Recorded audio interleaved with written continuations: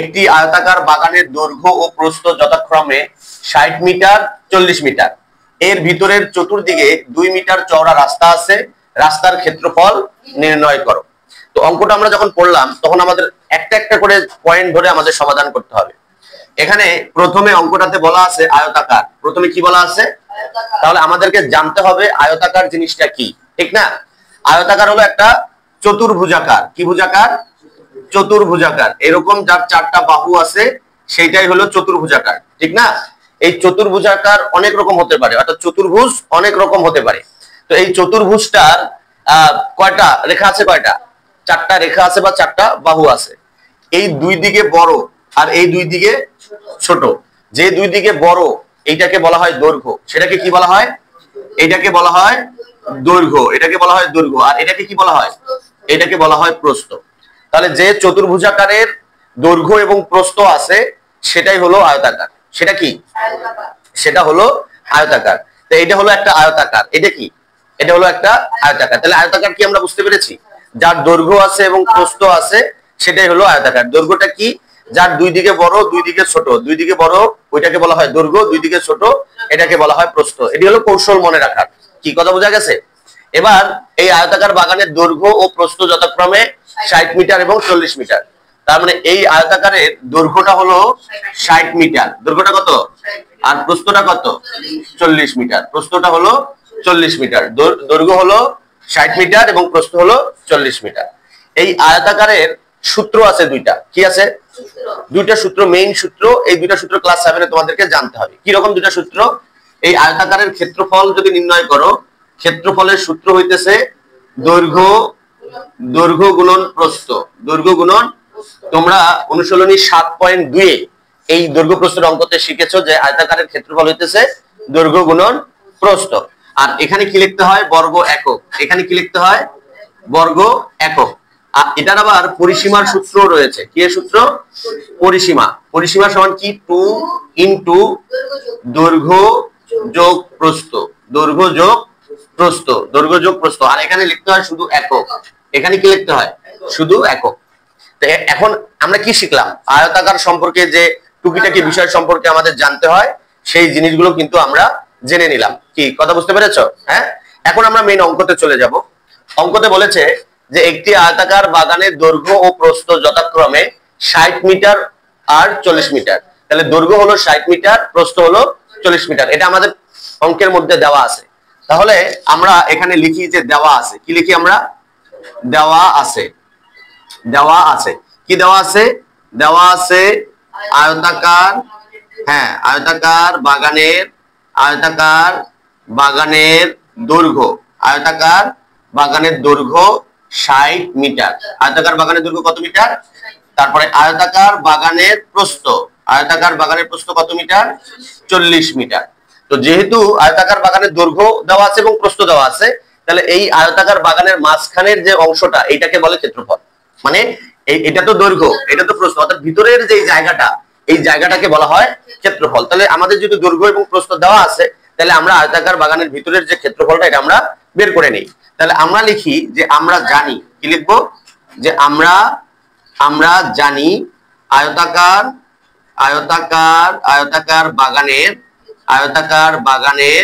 ক্ষেত্রফল। আয়তাকার বাগানের ক্ষেত্রফল সমান দৈর্ঘ্য, হ্যাঁ, দৈর্ঘ্য গুণন প্রস্থ। দৈর্ঘ্য গুণন প্রস্থ। এখানে আমরা কি লিখবো? বর্গ একক। বর্গ একক।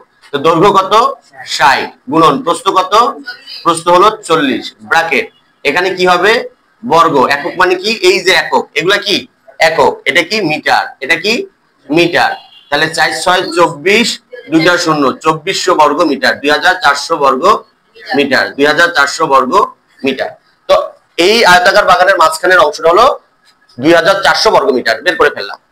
এখন এখানে বলেছে এর ভিতরে চতুর্দিকে 2 মিটার চওড়া রাস্তা আছে। ভিতরে আবার 2 মিটার করে চওড়া রাস্তা আছে চারদিকে।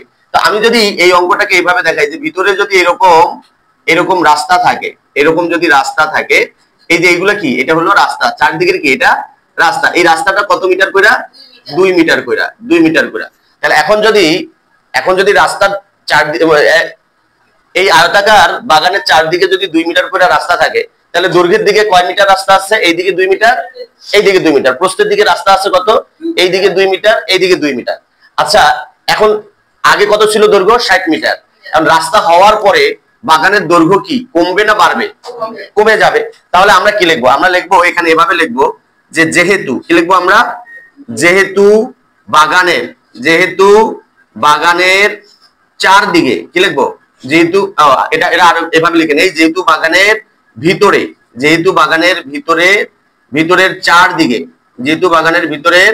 চারদিকে 2 মিটার চওড়া রাস্তা আছে,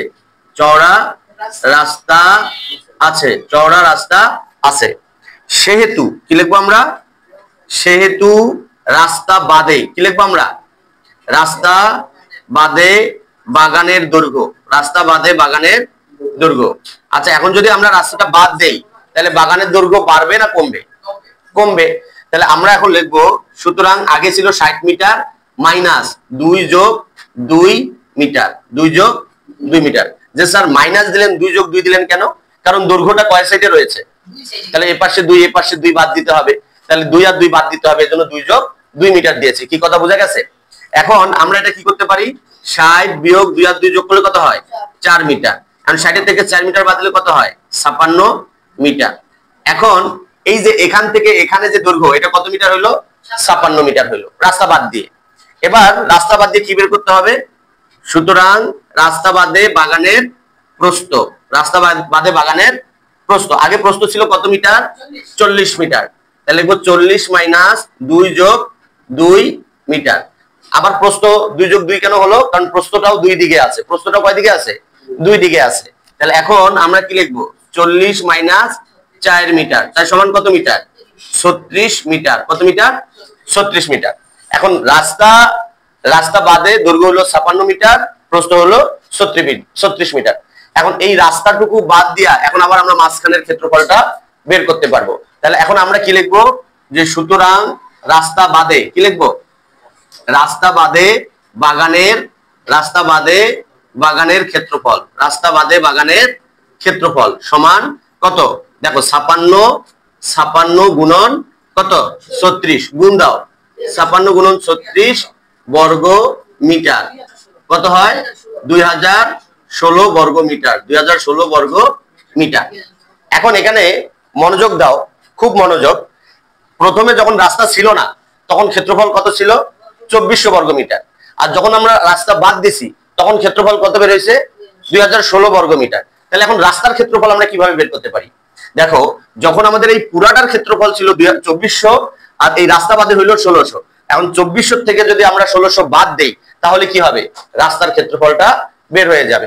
এখন আমরা লিখবো যে সুতরাং রাস্তার ক্ষেত্রফল 2400 বিয়োগ 2016 ব্র্যাকেটে কি লিখবো আমরা? বর্গ মিটার। কত হয়েছে বলো? 384 বর্গ মিটার। 384 বর্গ মিটার। তাহলে উত্তর কত? 384 বর্গ মিটার। 384 বর্গ মিটার। কি বুঝতে পারছো না পারো নাই? হ্যাঁ, বুঝতে পারছো অঙ্কটা? আমার ছাত্রছাত্রীরা নাকি বুঝতে পেরেছে। আপনারা যদি বুঝতে পারেন তাহলে শেয়ার করে অপরকে শেখার সুযোগ করে দিবেন এবং ফলো দিয়ে পাশে থাকবেন। Thank you very much. আসসালামু আলাইকুম।